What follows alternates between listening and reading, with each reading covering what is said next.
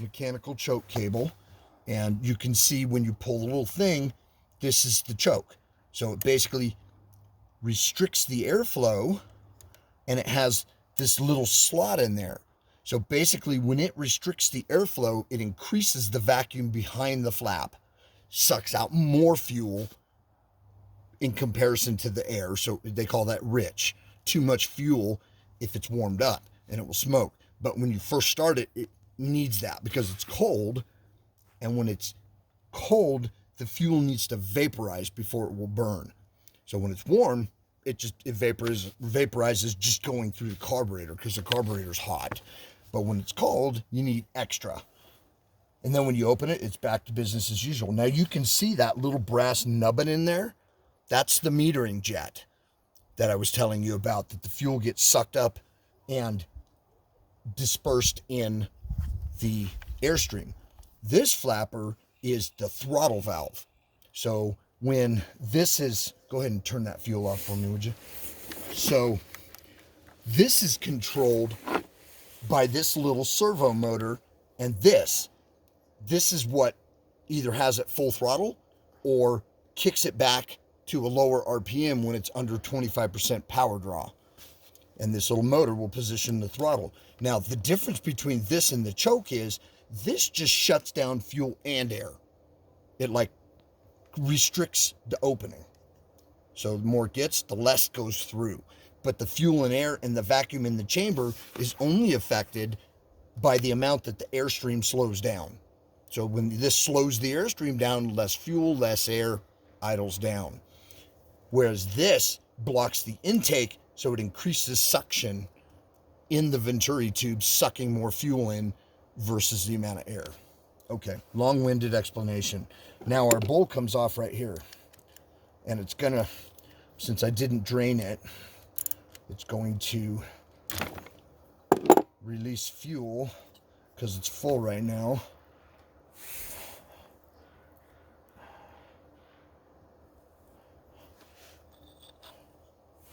These are simple bowls, one screw that goes right through the middle. So there's not, oh yeah, there's little boogers in there. Not much, a little bit. Happens over time, especially when you're using gas cans. And then my bolt got all boogered up there. And then this is the float that I was telling you about. It doesn't need to move much.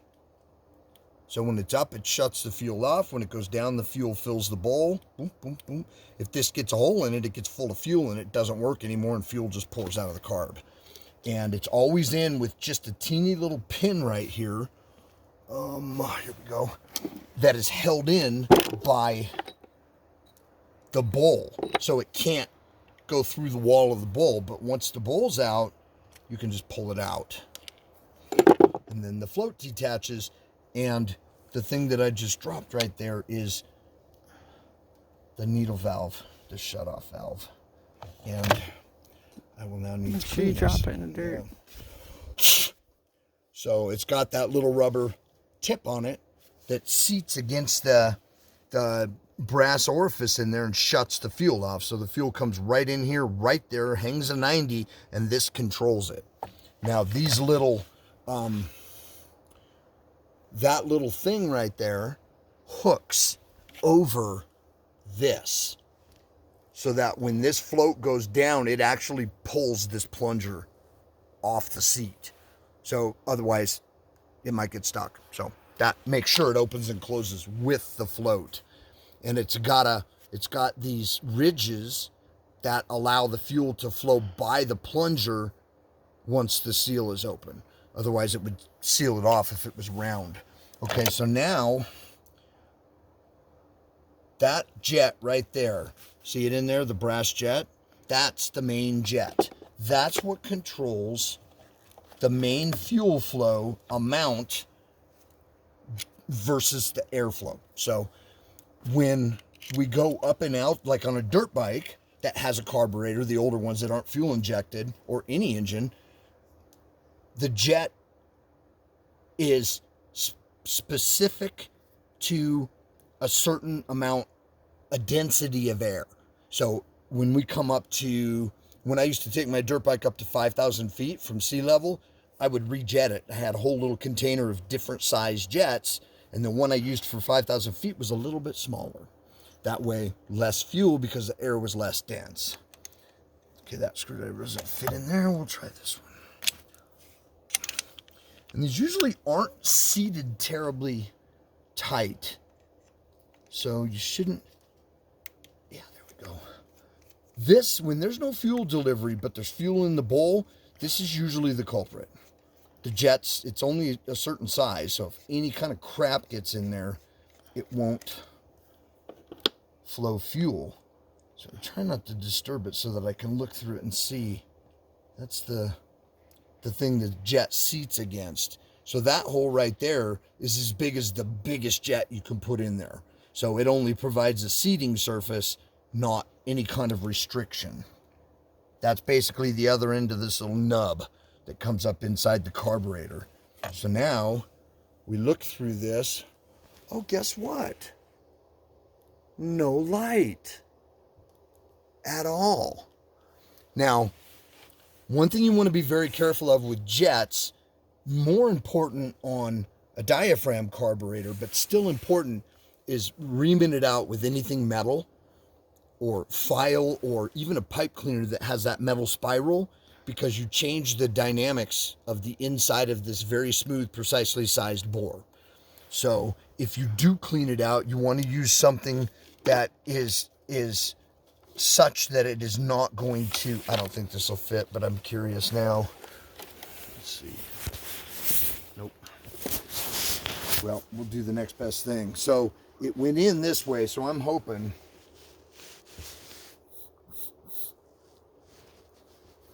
Nothing. Now I see light. Oh, look, there's a little booger still in there, but I see light now. And I didn't see light before, so who the hell knows what it was. It doesn't take much, because the pressure in the Venturi isn't like 200 psi. It's like low. So if anything gets goop, it can be a bunch of little stuff that gets stacked up and just restricts it, is what we call it. Not even block it, just restrict it, which changes that. Okay, and then I can, usually I use carb cleaner, but I didn't bring any. Yep. You can't use ether? Yeah, I'm going to, because that's all I have. And I don't want to stop and go get a whole can, and I only need it to. Okay. So now that I can see through this, I am 99.9% sure that is going to fix our issue. One other thing I want to check is to make sure that the restriction didn't form in this little pass-through nubbin. Nope, it didn't. Or it ain't there no more. Either way. Okay, now, where did I put the jet? There it is, okay. So now we reassemble. And we've verified that the carburetor, everything is open, nothing is damaged. So now there is no reason that there should not be proper fuel flow delivered to the engine. And we know all the ignition is good. Number one, we tested it all the way through, and it runs on starter fluid. So now we just snug this. Doesn't have to be super tight. Brass is soft, and if you strip out those little flathead things, Chinese carb for sure. Okay, so now we got that in. So what we're going to do is we're going to take, I want to make sure that I get this in there the correct way. So I'll test fit it first. Yes, so that little fin that holds this needle valve goes down, and the needle valve goes on it like that. And I have to, it'll come right off, so I make sure that I'm keeping it tilted in such a way, okay, right in there. Perfect. And, yep, there we go. And the hole lines up. So then I can just gently, and when you put your little needle valve back in, you want to make certain that that little rubber seat is clean.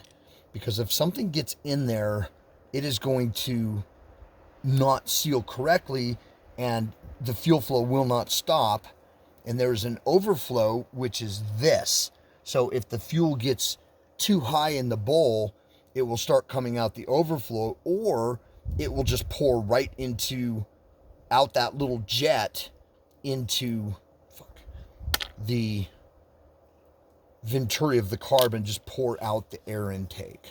So we'll try that again.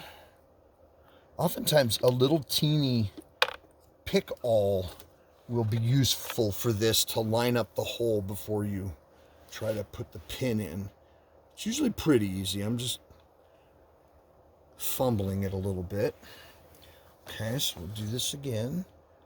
Right into there, and I make sure it's seated in there. We go. Okay. Now, I will look at it this time and make sure.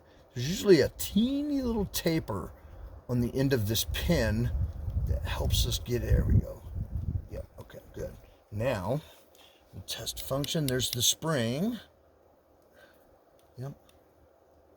So you can see it does not move much. It's just enough to bring that thing off the seat. And the engine uses like so little fuel. Now I do want to make sure that I get my bowl back on the right direction so that the vent is coming off the bowl drain, the water drain is on the correct side, because this can typically go any which way. And you know what's cool is you actually see that jet in there. So in the future, every carb's a little different. Simple carbs are really cool, and I'm not used to them. In the future, this could be taken out, and the jet could just be blown out without having to open up the guts and risk getting dirt and stuff in there.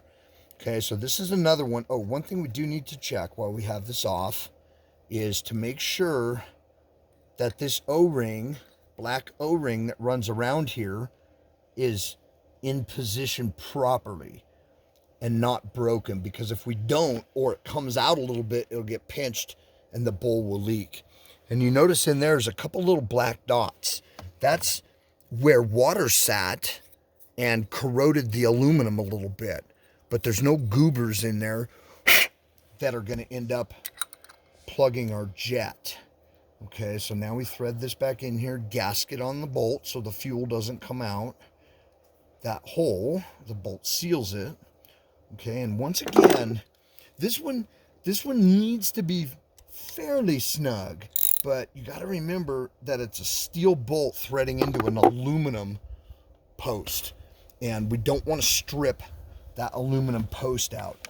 Okay, so now I make sure that so now you can see this is the overflow. So it's not supposed to be hooked to anything. Yeah. Usually there's a little hole in the, oh yeah, maybe that's it, in the bottom of the thing for it to go in, so it doesn't fill the bottom of the generator up. Okay, so then back on, I never took the gasket off. It's right there that seals between the carburetor and the intake. So I slide this back on there like that, okay? And then I put it in order. So I go down first to my gasket, like that. Okay, and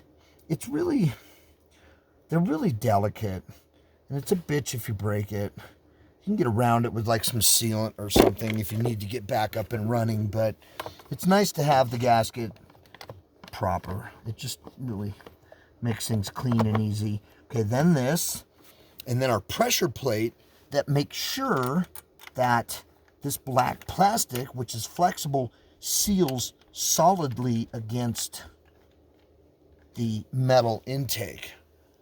And this has a very slight curve to it, and it does that on purpose so that when you tighten it, it'll shove the center section, which has the least support because it's the furthest from the bolts, in, and then clamps down the edges, and you end up with even pressure by doing that. If it's straight, this will have a little less pressure than the ends, and if you put it on backwards, you're gonna have a big old freaking air leak. And on this side of the carb, the only threat to that is contamination. Air will get by into the engine without going through the air filter. which is never good. Ask me how I know. Look, you don't need a stinking air filter. Whoops. And I wondered why I only got $900 on my Predator. Okay, so then we thread these on. I always thread by finger first because it's too easy to cross thread and strip if I'm trying to put it on with the actual tool. Plus it's easier sometimes if it's a hard to get to spot. And this one's kind of being a bugger. There we go. Okay. Sometimes the easiest way to do it is to put it on and then turn it backwards until I hear a little click. That means that the threads are now ka-chunk and it's ready to engage when I turn it the other way. Now these also need to be fairly snug because you saw the curve in that clamp. So we need to compress those ends down enough that we get a good mush on that carb. Now these bolts go all the way to the intake manifold. So we are now clamping down everything. Both gaskets, the carb, the air intake, everything. So these need to be fairly snug. Okay, good. Now, we can turn the fuel back on.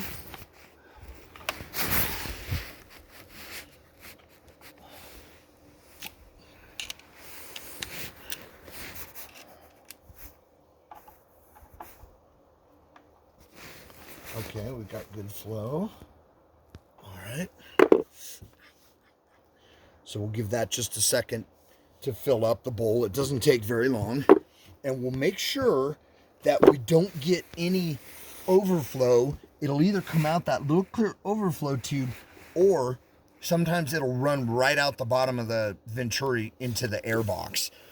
So we wait a minute to make sure that's not going to happen. That would mean that we got that needle valve, or float in there incorrectly or upside down or something wonky. Hard to do, but it's possible. So we're going to shoot just a little teeny bit of starter fluid in here just to get it rolling and get that Venturi going. I'm sure we could start it without the starter fluid, but I'm kind of lazy. It doesn't take much with an engine this small. And we'll make sure our switch is on. Yes. And that's on.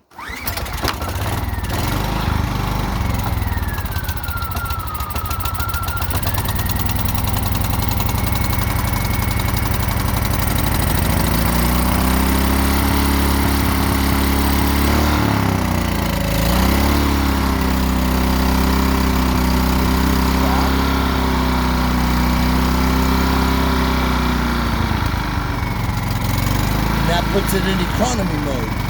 So if I know, like when I run my welder, it causes my welder to stagger because there's a slight delay when it starts drawing a lot of juice for the engine to speed up and supply enough power. So when I'm welding, I just turn that off and go to full rev so there's no delay, no lag in power delivery.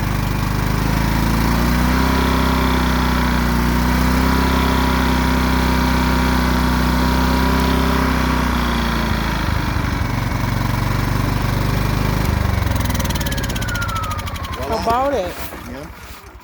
So, I mean, it's kind of cool to understand how these small engines work. 80% of the time, it's ignition.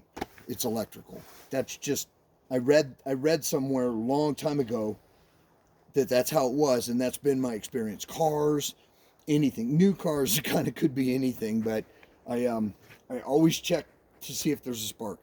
If there's no spark, I test the coil. I'm guessing yesterday when I didn't get a spark, it's because I had the gap between the screwdriver and the head too big. And I usually will pull the cap, stick my screwdriver in the little collar that fires the plug, and then I put that close to the case because I've got an insulated handle so I won't get shocked. And it's a little gap that the spark will jump across, and you can hear it and see it. If you got that, your ignition's good. If you don't, check the coil. If that's good, you get, 50, 60 ohms, then check the magneto and make sure it's putting out a signal. But we tried it after the coil and it worked. Then the only thing after that is fuel delivery. So you do the same thing. Simplest thing first, open the bowl. Is there fuel? Yeah, there's fuel. Will it run on starter fluid? Yep, so the ignition is indeed good and it's definitely fuel. So now all we need to do is make sure that we don't mess stuff up putting it back together. Now this giant rectifier output control module has nice abrasion resistant sleeves on all the wire, but we still want to make sure nothing's rubbing against the pull start cord, that our little teeny throttle control wire is routed so that it's not like rubbing against something that's going to wear through from vibration. Because in this case, this is pad mounted and the engine are separate, so the vibrations aren't going to coincide. And if the wire's coming off of here and rubbing against the case of the engine, it'll create a friction point. Maybe not today, but maybe tomorrow. Now we don't want to forget to put our air filter in, and I have to close the cover before I put this rectifier in because I can't get the cover on with it in there. So I'll put this in there, and all the paper fins fit inside, and the big foam rubber seal, actually I got it backwards, yes, so this big rubber seal sits right there and the fins face out. Now you can see with this one right here, when I put the cover on last time, I had the paper pinched in between the cover and the big foam rubber gasket. Not the end of the world because the air still has to go through the filter, but just something to notice if you want a super clean seal. We lose a lot of debris in the air just going through this little snake journey. You know, it'll fall out of the airstream. So now I just take this out of the way and I get my cover on. Wedge it over that and wedge it by that. And we make sure that all our little fins go in there. And we seal this little jobber down here nice and straight. There we go. Now, we just need to make sure our rubber pads are in place. Our wires are routed correctly. Fuel line looks good. Okay. And then we put our little clampies on here. And I am thinking we're looking at 2 short little silver bolts. Yes. Let me see. I don't think so. Really? Okay. I'm down to be wrong. You're right. Those are probably something to do with the chassis because I don't think they're threading in. Because they're smaller. It's supposed to be smaller, so I'll go try something else. Yeah. I'll pick them out. I took them off. Okay. Do it, woman. Yeah. Okay. Oh, yeah. Still silver. Close. This is why I carry one of these $4 Home Depot flip screwdrivers, because the big end will do 5/16 or 8mm because they're close enough. I think this has got to be an 8mm because they look exactly like them. Might be a little smaller. We'll see when I get down to tight. Yeah, it's not quite. This is a little smaller, but I'll have to torque it with something else. I got ratchet set over there. Okay. Do you have that socket over here?